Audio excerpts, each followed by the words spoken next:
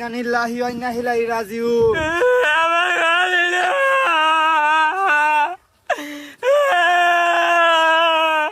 15 দিন ধরে তেল লাগায় গাড়িটা মরে গেল রে।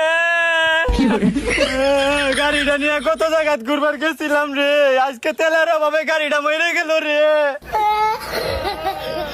তুই তো খালি এই গাড়িটাতে ঘুরবার গেছস, আমি এই গাড়িটা নিয়ে কতই না সেরি দেখবার গেছি রে।